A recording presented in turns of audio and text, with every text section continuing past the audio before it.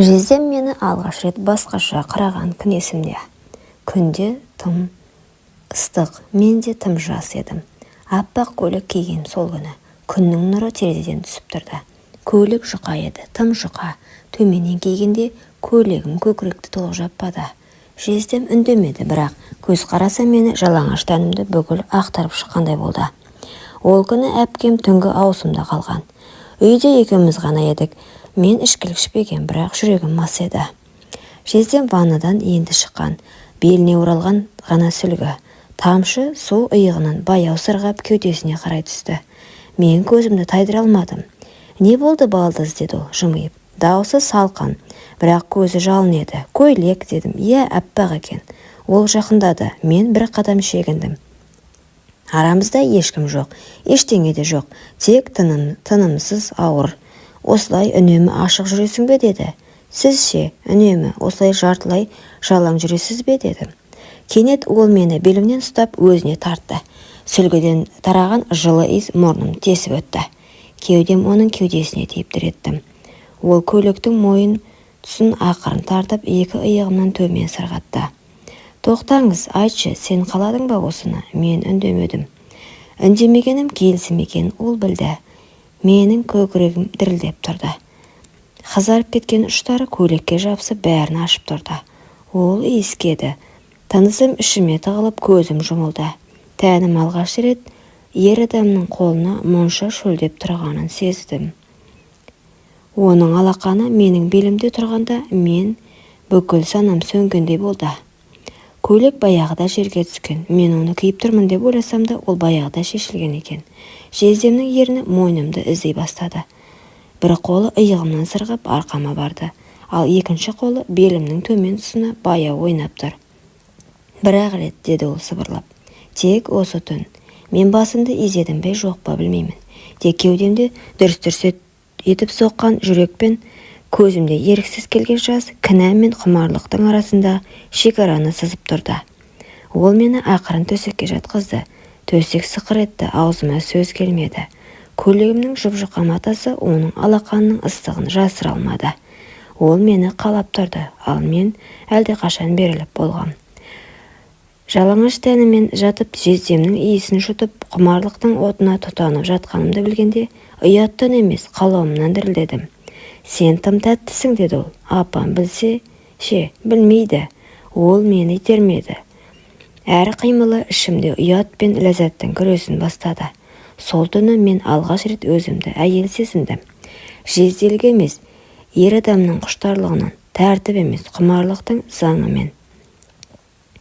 Таң атқанда оның иығында ұйықтап жатыр екенмін. Терезеден сыза түсе бастаған түнгі құмарлықтың лебі баяу басылып шындық иығымнан түсті. Ол ұйықтап жатқан, ал мен ояумын. Кеудемде біртүрлі тыныштық, айғай жоқ, үрей жоқ. «Мен не істедім?» деген бір ой келді. Бірақ өкінемеш, таңырқау. Мен өзімді жек көргім келді, бірақ жек көре алмадым. Ол менің жездем. Мен әпкемнің сіңлісімін. Бірақ түнде ол мені әйелім деп атады. «Көзім тек сені көргісі келеді» деді. Сол сәтте мен бәрін ұмыттым. Әпкемді де, үйді де, тәрбиені де.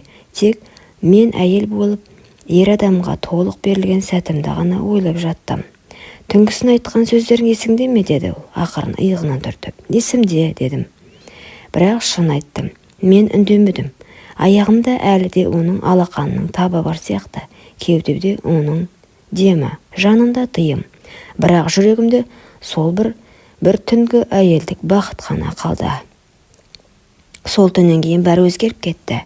Бірақ тек мен үшін. Менің ішімде бір нәрсе сынып қалғандай болды, ал ол тек көзін тайдырып бұрынғыша жүре бастады. Таңғы ас үстінде жездем менен аулақ отырды. Әпкем риза болып езу тартып отыр. «Сіңілім, неге меңзеңсің, ұйықтамадың ба?» дейді. Мен жымидым. Жымиғанмен ішім өртеніп тұрды. Түнде мен оған тәнімді ғана емес, жанымды беріп қойғанымды енді ұқтым. Бірақ ол маған тек түннің құшағы керек болғандай. «Кешегі не нәрсе еді?» деді ол. Бір кеште екеуміз ғана қалғанда, ол иығын көтеріп қойды. «Қателік, өткеннің ісі, айтпай қояйық». Сол сөз мені сындырып кетті. «Қателік пе?» Мен жыладым, бірақ үнсіз. Қасындағы әйел болғым келді, бірақ ол тек құшағында қыз болуымды ғана қалаған сияқты. Жарайды, ендеше мен де ұмытармын дедім дірілдеп. Ұмыт, сол дұрыс болады. Бірақ мен ұмыта алмадым. Сол түні ғана өзімді толық әйел сезінген едім, ал бүгін жай ғана алданған сіңілі екенмін. Жездем мені ұмытып кеткен шығар деп ойладым. Күндер өтті, ол маған салқын. Мен де барынша сыр бермей жүрдім. Бірақ бір күні әпкем түнгі ауысымға кетті. Ал мен ас үйде ыдыс жуып жатқанмын. Ол келді. Қолыңды қатты жарақаттап алыпсың ғой деді. Сол кезде мен саусағымнан аққан қызыл ізді байқадым. Неге байқамадым деп өзіме таңғалдым. Бірақ ол қолымды алды, ақырын сүйді. Жаным ауырса да менің жүрегім сыздайды деді. Бір сәтте жүрегім тоқтап қалғандай болды. Сен ұмытпадың ба дедім ақырын. Ол ештеңе демеді, тек итеріп жібергендей болды. Ұмытуға тырыстым. Бірақ сенің иісің, сенің тәнің, сенің жанарың менің түнімде жүр. Сол сәтте менің көзім жасқа толды. Бұл қайта жалғастар ма екен деп үміттендім. Ол мені есікке апарып сүйді, мойнымды, иығымды. Сол сәтте мен өзімді енді ғана, жай ғана қыз емес, оның жасырын, бірақ жан сүйген әйелі сезіндім. Көйлек ішіндегі денем от болып жанып тұрды. Ол мені төсегін емес, үстел үстіне сүйреді. Және сол жерде бір кездері қателік деп атаған түннің жалғасы қайта басталды. Арада бірнеше ай өтті. Әпкемнің бетіне тіке қарай алмай жүрмін. Ішімде не болып жатқан білсе де, ол мені тірідей көмереді. Бірақ мен де тірі өлікке айналып бара жатқандаймын. Бүгін таңертең жүрегім айнып құсып жібердім. Басым айналып бір сәт еденге отыра кеттім. Әпкем уайымдап клиникаға алып барды. Аяғым ауыр, бірақ бұл ең қорқыныштысы емес. Мен баланың әкесі кім екенін нақты білген сияқтымын. Себебі соңғы рет ол менің жаныма түннің бір уағында келіп еді. Жанымда жатқан әпкемнің өзі түсінде бір нәрсе көріп ыңырсып жатты, ал мен үнсіз көзімді жұмған күйде дірілдеп жатқанмын.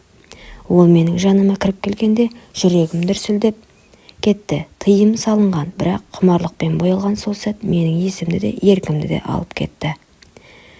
Ол мені үнсіз итеріп, жанымды езіп жатты. Мен қарсы келмедім, себебі мен мастықта жүргендей болдым. Бүгін кешке әпкем үстелінде отырғанда телефонына бір видео келді.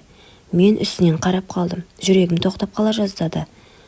Бұл менің өз бөлмемде киімсіз жатқан кезім. Бұл не деді әпкем сыбырлап. Оның даусы дірілдеді. Көзі шытынап, ерін дір-дір етті. Мен үндемедім. Мен жылаған жоқпын. Тек үстімдегі көйлекке қарап, екі қолымды қысқан күйде тұра бердім. Ол кетті, артына да қарамады. Сол сәттен бастап ішімде бір өмір өсіп келеді. Бірақ бұл баланың әкесі кім екенін білемін. Әпкем мені кешіре ме? Ол енді мені көргісі келе ме? Білмеймін. Бірақ мен бір нәрсені анық білемін. Мен сол түннен бастап ешқашан бұрынғы қыз емеспін. Бәріне өзім кінәлімін. Құмарлық тәтті, бірақ сол тәтті кейін уға айналады. Оны ішіп қойған адам мәңгі шөлдегендей өмір кешеді екен.